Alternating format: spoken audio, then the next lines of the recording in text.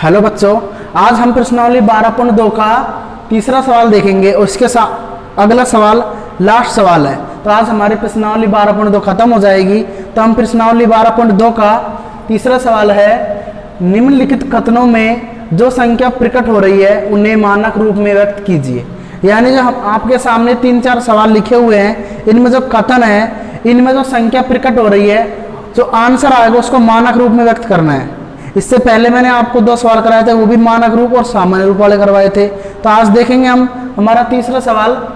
पहला सवाल है तीसरे का कि 1 माइक्रोन बराबर 1/1 के आगे कितनी जीरो है? 1 2 3 4 5 6, 1 के आगे 6 जीरो है, m के बराबर होता है। तो हमने लिख दिया 1 माइक्रोन बराबर 1/1 के आगे 6 जीरो लिख दिया हमने। अब देखेंगे आप मानक रूप में व्यक्त करते हैं तो बट्टे को किस में लाते हैं? हम गुणे में लाते हैं, यानी भाग को गुणे में चेंज करना होता है। तो 1/1 2 3 4 5 6, 1 के आगे 6 जीरो, तो हमने 10 की घात 6 लिख ली इसको। अब इसको गुणे के रूप में व्यक्त करेंगे तो 1 गुणा, अब ये ऊपर जाएगा तो माइनस हो जाएगी, घात क्या हो जाएगी? माइनस। 1 गुणा 10 की घात -6, यही हमारा आंसर है। इसी तरीके से दूसरा सवाल है कि 1 इलेक्ट्रॉन का आवेश 0 पॉइंट, देखो 3 जीरो है यहाँ, कोमा 3 जीरो, कोमा 3 जीरो, फिर comma 3 zero, comma 3 zero, comma 3 zero, comma 16 coulomb होता है। तो हमने देखिए इधर ये 16 है, 16 को हमने ऊपर लिख दिया ऊपर बटे। अब पॉइंट के बाद जीरो गिन लेंगे, ये यहाँ से देखेंगे, इकाई से देखेंगे, 1 2 3 4 5 6 7 8 9 10 11 12 13 14 15 16 17 18 19 20 हो गई। तो हमने क्या लिख लिया? 16/10 की घात 20 लिख लिया हमने इसको। 16 ऊपर आ गया, बटे 10 की घात 20 आ गया। अब 16 है, हम पता है कि हम मानक रूप में व्यक्त करते हैं तो एक संख्या के तुरंत बाद पॉइंट लगाते हैं हम। यहाँ पर भी देखो, 1 के बाद हमने कर दिया था, अब यहाँ पर एक संख्या के तुरंत बाद, 1 के तुरंत बाद पॉइंट लगेगा, 1.6 हो गया। अब पॉइंट के बाद एक संख्या, तो गुणा 10 की घात क्या मान ली हमने? 1 मान ली। अब देखिए इधर 1.6 गुणा 10 की घात 1, नीचे क्या है? 10 की घात 20। अब आप देखेंगे इस 10 की घात 20 है, यहाँ 10 की घात 1 है, यानी आधार समान है, घातें अलग अलग है, और बट्टे का चिन्ह यानी भाग का चिन्ह है। तो ये ऊपर चल जाएगी घटने के लिए, यानी गुणे के रूप में लिखना है हमको इसको। तो देखिए 1.6 गुणा ये 10 की घात 20 ऊपर चल जाएगी घटने के लिए, 10 की घात 1 में से क्या घटा देंगे? -20 घटा दिया हमने। 1.6 गुणा 1 में से -20 किया तो 10 की घात क्या बची? -19। तो इस तरीके से हमारा आंसर हो गया 1.6 गुणा 10 की घात -19 कूलाम। यानी कहने का मतलब है हमको मानक रूप में व्यक्त करना है तो गुणे के रूप में उत्तर लाना है। अगला सवाल है तीसरा है, जीवाणु की माप 0.0000005 m है। किसी जीवाणु है उसकी माप दे रखी है, तो जीवाणु की माप बराबर 0.1 2 3 4 5 6 जीरो लिख दिया हमने। आगे क्या है? 5 m। ठीक है, अब देखिए 5 हमने ऊपर लिख दिया, ठीक है। पॉइंट के बाद गिन लेंगे हम, 1 2 3 4 5 6 7 संख्या है, तो हमने 1 के आगे 7 जीरो लगा दी। 1 के आगे देखो 1 2 3 4 5 6 7 जीरो लगा दी, यानी 5/1 के आगे 7 जीरो लगा दी हमने। तो इस तरीके से हम इसको क्या लिख सकते हैं? 5/10 की घात 7, 5/10 की घात 7 लिख लिया। अब इसको गुणे के रूप में लाना है, मानक रूप में लाना है, तो क्या करेंगे? 5 गुणा, ये संख्या ऊपर आएगी तो माइनस में हो जाएगी, तो 5 गुणा 10 की घात -7, यही हमारा आंसर हो गया। अगला सवाल है चौथा, इसी की तरह है, चौथा छोड़ के मैंने आपको 5वां सवाल कराया। इधर देखिए, मोटे कागज की मोटाई 0.07 mm है। कोई मोटा कागज है, उसकी मोटाई 0.07 mm हो गई। अब इसको मानक रूप में व्यक्त करना है, तो आप देखेंगे मोटे कागज की मोटाई बराबर 0.07 mm लिख दिया हमने। अब आपको पता है पहले हम बटे के रूप में लिखते हैं, तो 7 बटे, पॉइंट के बाद 1 2 संख्या है, तो 7/100 हो गया।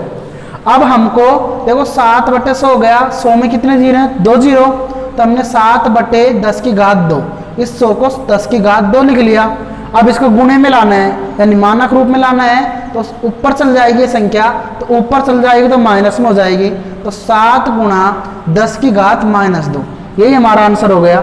इस तरीके से आपके सामने सवाल दिए गए। वाली 12.2 है, इसका लास्ट सवाल है ये। इस तरीके से हमारी प्रश्नावली 12 आज खत्म हो जाएगी। तो लास्ट सवाल देखेंगे हम। प्रश्न 4 है, एक ढेर में 5 किताबें हैं। एक ढेर है, इसमें 5 किताबें हैं, जिनमें प्रत्येक की मोटाई 20 mm है।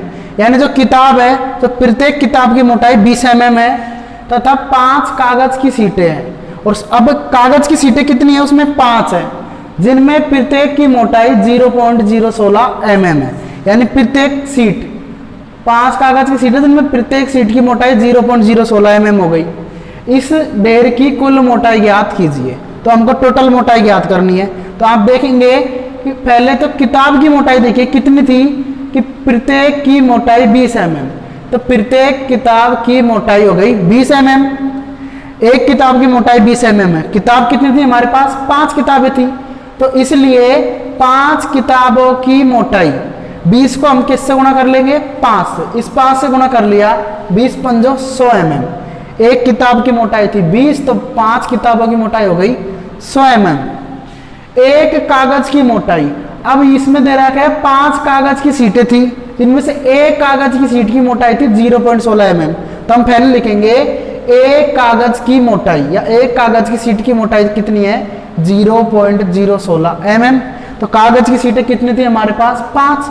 तो इसलिए 5 कागजों की मोटाई, तो 0.016 है, इसको किससे गुणा कर लेंगे हम, 5 से।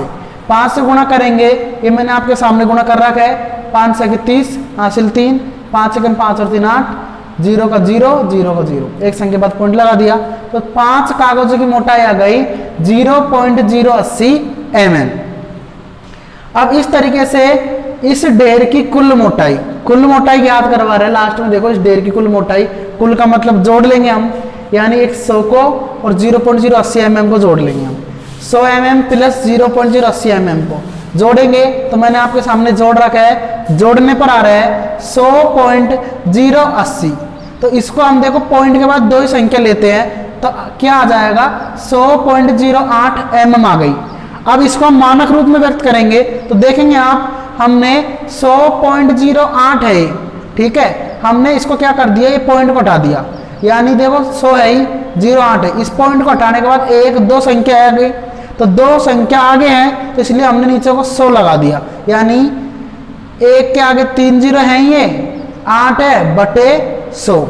इकाई दाई सैकड़ा हजार 10,000, यानी 10,008 बटे 100 हो गया। अब क्या करेंगे, एक संख्या के तुरंत बाद क्या लगाते हैं, हम पॉइंट लगाते हैं। यहाँ पर तो यहाँ था पॉइंट, अपन को यहाँ लगाना है पॉइंट, एक संख्या के तुरंत बाद।